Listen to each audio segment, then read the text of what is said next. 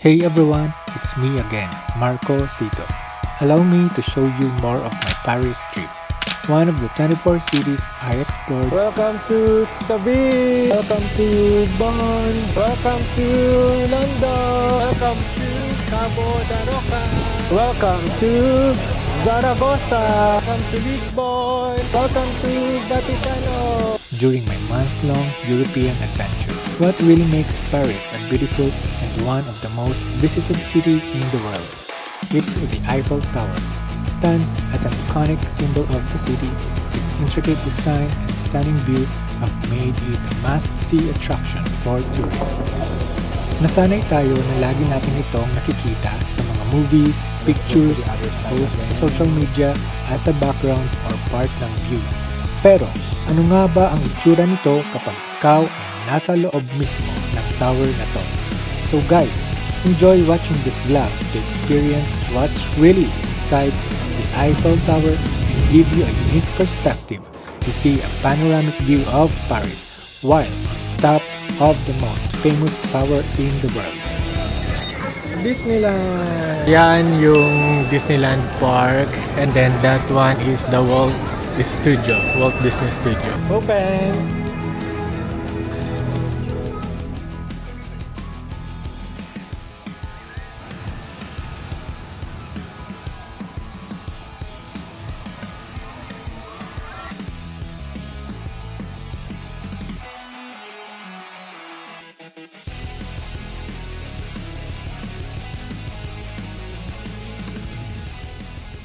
So next to another ride.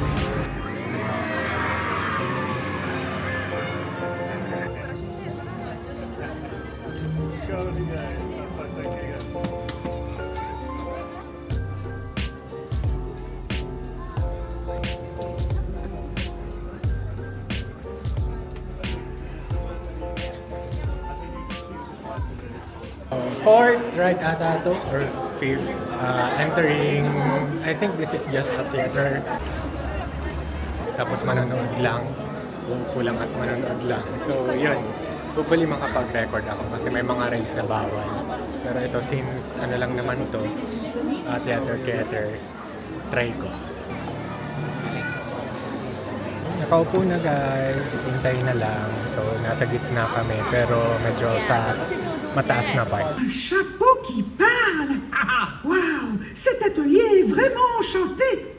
Guest, be our guest, put our sign. Il est temps de se rendre au bal. Waouh!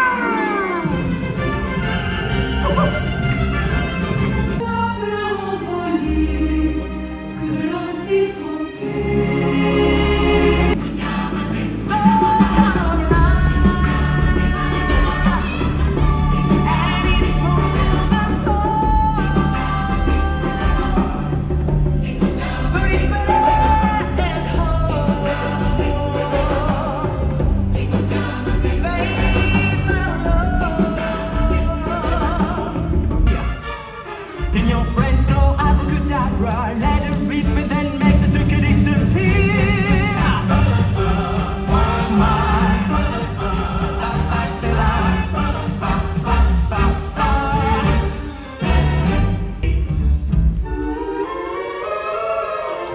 Attendez les petits gars.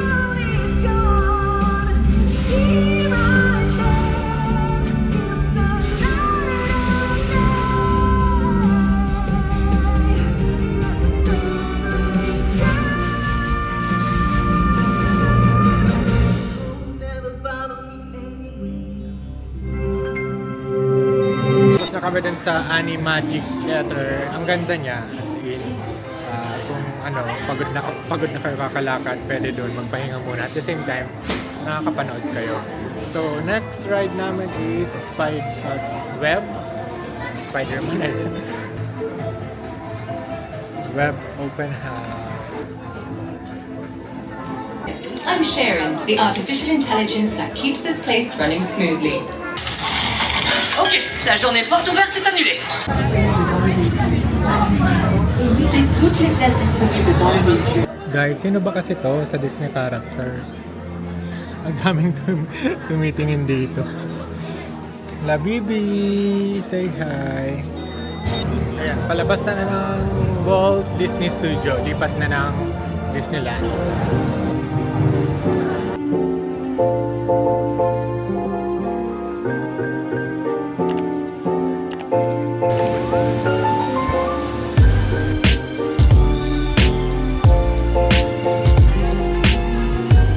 Second day in Paris and I'm here at Disneyland. So entering now the Disneyland Paris. Kakatapos lang namin sa Walt Disney Studio. So yun. Ready na yung ticket.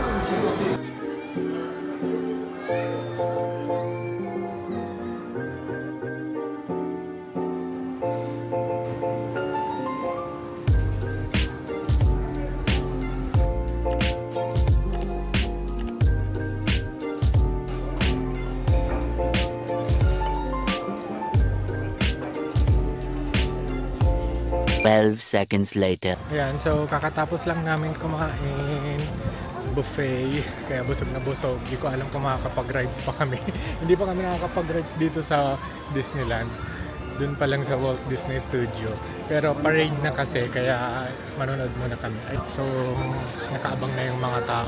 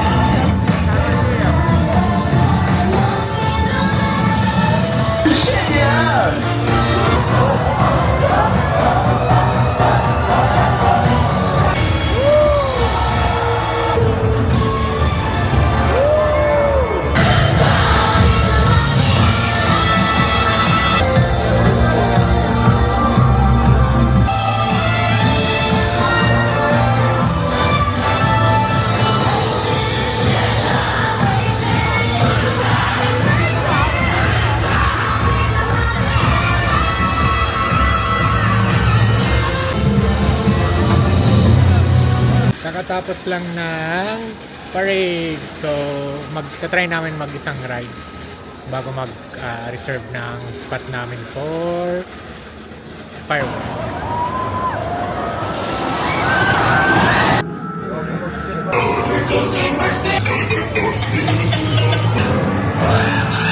Our ghosts have been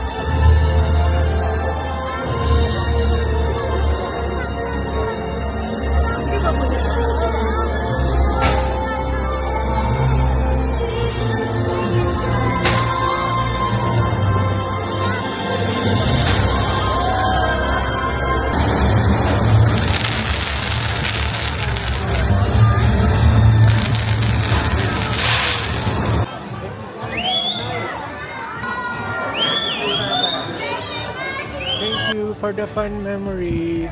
Disneyland Paris. Time check. It's 11:31 and look at my background, guys. Eiffel Tower. So yun. I'm so happy. Hindi pa rin ako makapaniwala na nasa Paris na ako, guys. Kasi syempre, dati high school ako, pangarap ko lang ito. Pero si Eiffel Tower is, ayan, nasa likod ko, guys. I'm so happy talaga. Ayan guys, bumibili ako ng ref magnet pero sabi niya 2 minutes daw, tatakas muna siya sa mga pulis.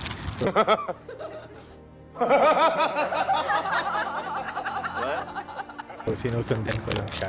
Hindi pa to bala. Ayan. I'm from the Philippines. Philippines. Yeah. Manny Pacquiao.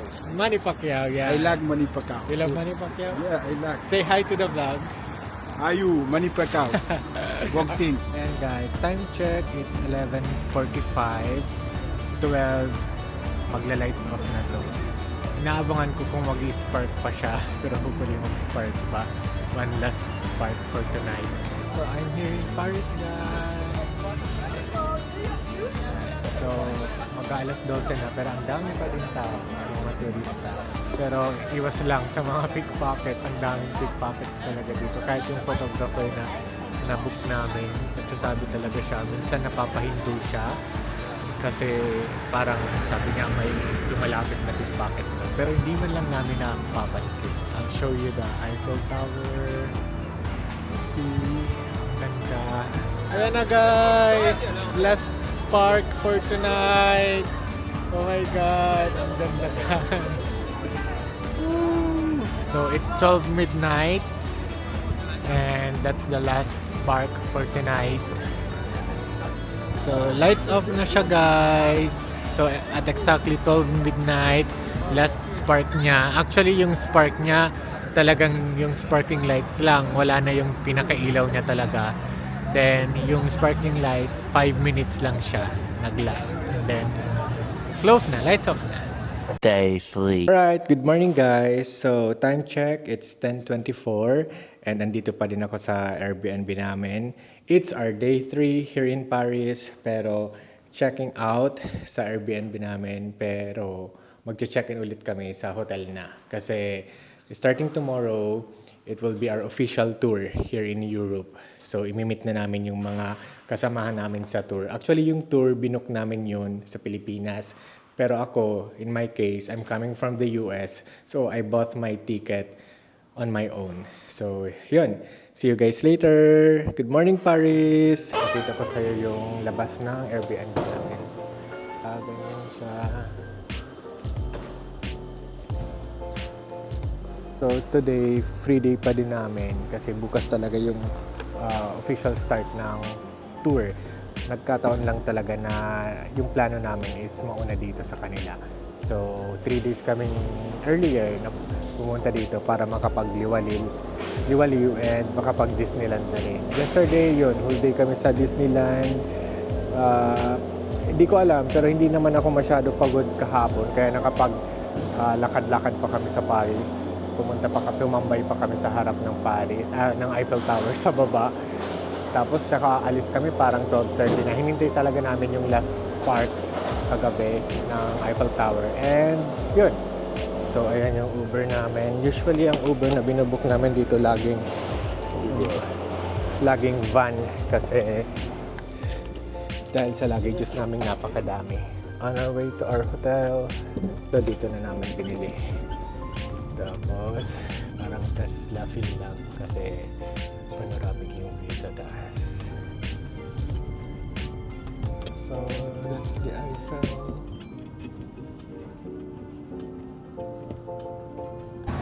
Ayan, pasok kami dyan sa Galeries Lafayette. Isang sikat na mall dito sa Paris.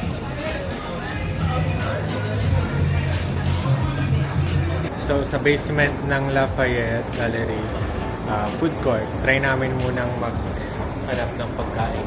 Baka may magustuhan kami. Pero kung wala, lalabas kami, maghahanap kami ng restaurant. Hindi pa nga kami nagkakape.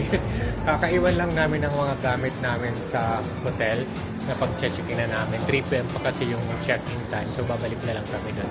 Pero may tour kami ng 3 p.m. later this afternoon. 5 hours yung tour.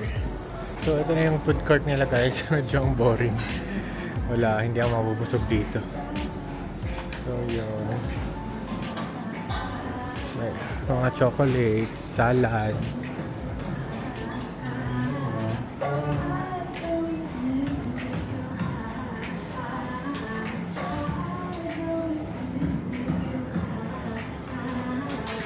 Kailangan mag-buy ng macaroons and we'll get this 7 lang.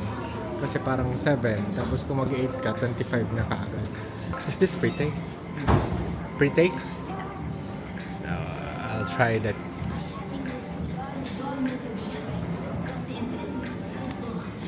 Yeah? Try natin kung masarap.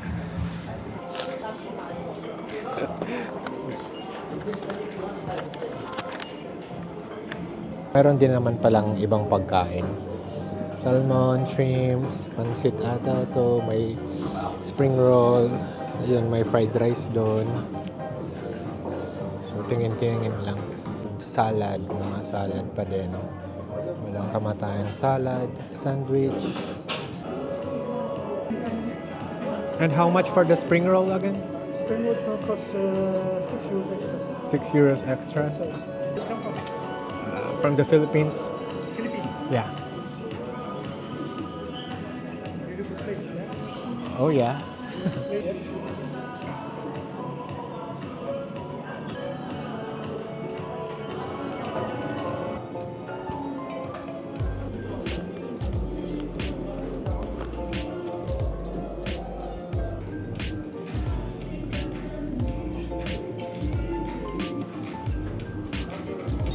Dito na kami sa metro station.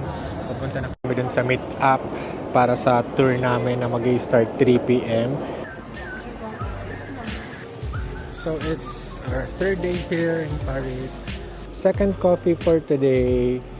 Decaf, espresso, and a croissant. Our view is the famous church.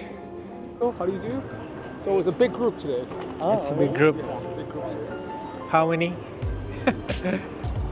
Do you know how many of us in the group? Maybe 13? Natatandaan nyo dun sa isang vlog ko sa Mexico, nagsakay ako ng funicular doon. So dito, meron din. Aside from taking the stairs, you have another option to take the funicular. So that one is the funicular. Take the vernacular.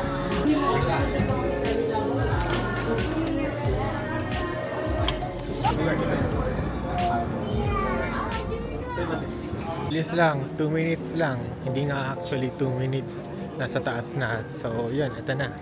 Ang lapit na namin sa church. And then, this is the view guys from here.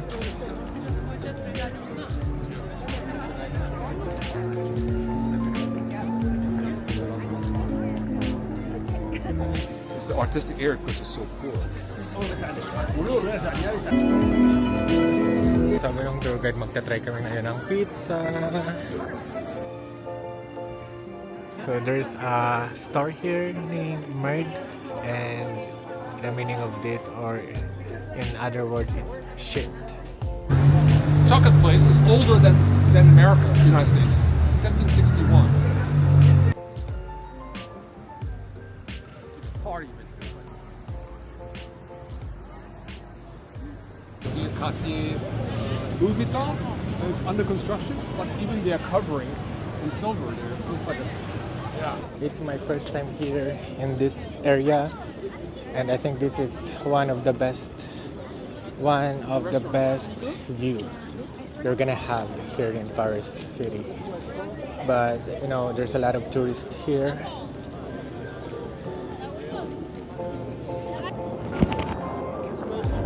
So I'm gonna take you to closer.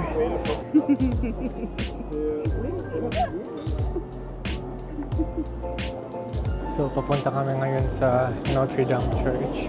Ito yung nasunog guys, kaya naka-close siya ngayon. Pero target nila by December i-open ulit. So under renovation ngayon.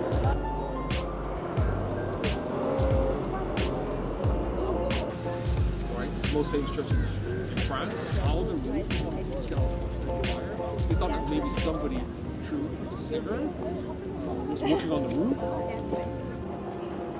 So ayan guys, a closer look. Ayan. hindi lang kita from here kung saan yung part na nasunog. Pero sabi ng tourist guide, ang reason is something electrical. And then there's a viewing stand here.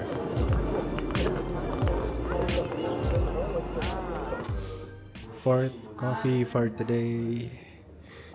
Time check, it's 7 o'clock in the evening. So, humiwalay na kami dun sa tour kasi papunta na sila sa Louvre, which is their last stop. Galing na kami dun. So, humiwalay na kami and medyo nakakapagod na din kasi ang bilis ng pacing.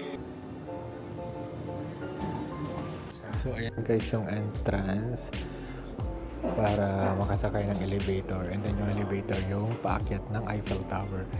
So ang kinuha namin ticket kasi may dalawa kayong options for the ticket, second floor or the summit. So yung summit yung kinuha namin. So we're entering now the elevator.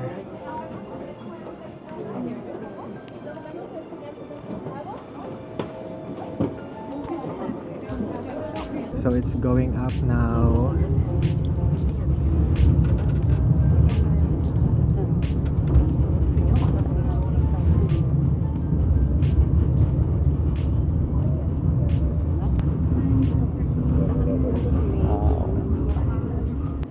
So this is the first floor. Nasa second floor na kami. And lahat lalabas dito kasi mag-change ng elevator papuntang summit. Pero kung second elevator lang yung binili nyo, hanggang dito lang kayo.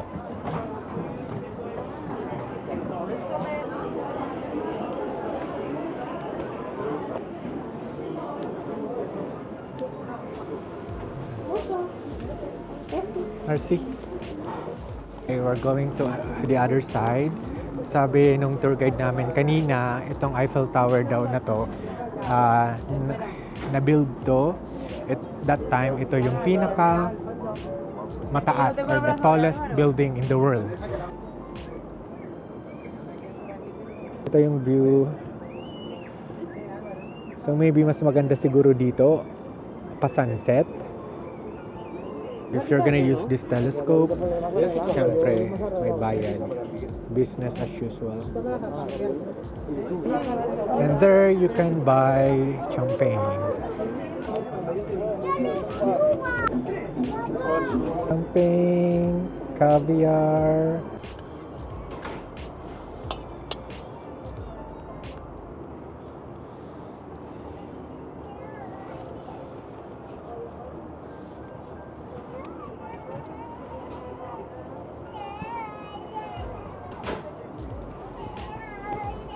So, ayan guys, yung itsura ng summit ng Eiffel Tower. Andyan tayo ngayon. Ito. Gustave Eiffel's office. Accompanied by his daughter, Claire, Gustave Eiffel set up a small apartment at the top of the tower where he hosted prestigious guests during small private reception. Yung apartment ni Gustave, 1889. So, ito yung loob. Ito mismo. So, dito siya nagpapa-Airbnb before. Airbnb talaga. Ayan. Ayan guys, baba na kami. So, ito. Way down. Bahada. So, ayan yung pila. And dito yung elevator. So, going down.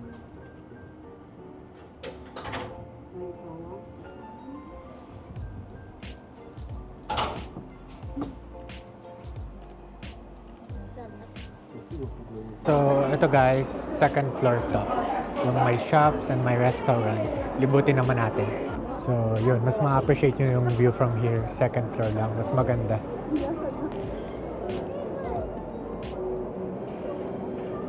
So guys, ito lang yung isa sa mga poste ng tower. Ayan. So, other side again. Aling tayo dyan guys kanina. Dyan. Yan yung summit. Yan, punta na naman tayo sa ibang side. Other side.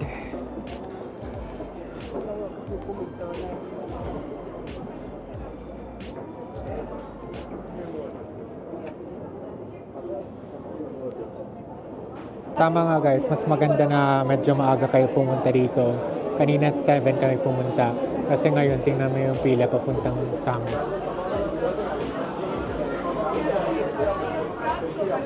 So going down now. So we're going down now. So from the second floor, you have two options. Pwede ka mag-take ng elevator or stairs. So kung gusto mong pagurin yung sarili mo, mag-stairs ka. And then ayan. Then yung may... And that's the end of my Eiffel Tower experience. And sakto paglabas namin. And nag-spark siya ngayon. And second floor, slanting siya. So, hindi nila ma-find out kung paano yung elevator na paslant. Eiffel Tower again, guys. And meters away is this tunnel. Tunnel siya kung saan na-aksidente si Princess Diana. Nag-crash yung sasakyan niya. So, tunnel yan. Yan dyan. So, mapapansin nyo,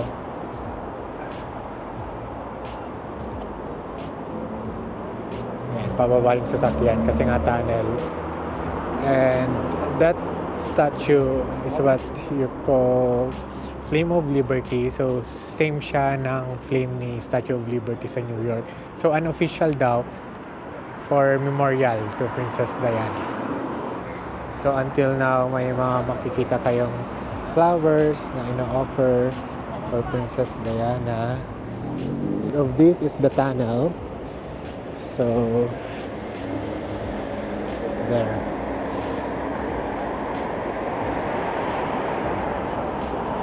So ayan, pauwi na. Time check, it's 12:13 in the morning. And iniwan lang namin kanina yung mga luggages namin doon. So ngayon pa lang kami mag-check-in. Hopefully malaki yung room kasi talagang ang hirap kapag ang liit ng room. Tapos ang lalaki ng luggages na dala namin. So yun, currently nasa bus kami pa uwi.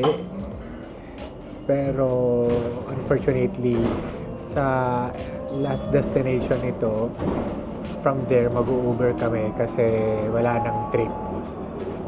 Kaka-check-in lang namin dito sa hotel namin. So just a quick room tour. Nothing special. So that's the restroom and then twin beds. And there you go, that's it. Alright, travel fam, that's it for today's adventure. I hope you enjoyed exploring with me as much as I did sharing it with you. But the journey is far from over. Next up, we're heading to the stunning lakeside city of Lucerne, Switzerland, a postcard perfect city where I plan to eat too much chocolate. The most expensive country in the world. Welcome to Switzerland. And pretend I understand Swiss German. Then we're turning up the energy in Milan, Italy, fashion capital of the world, which means I'll be underdressed and over-caffeinated. So don't forget to like, subscribe and hit that notification bell because this journey is only getting better. Safe travels and see you in the next vlog.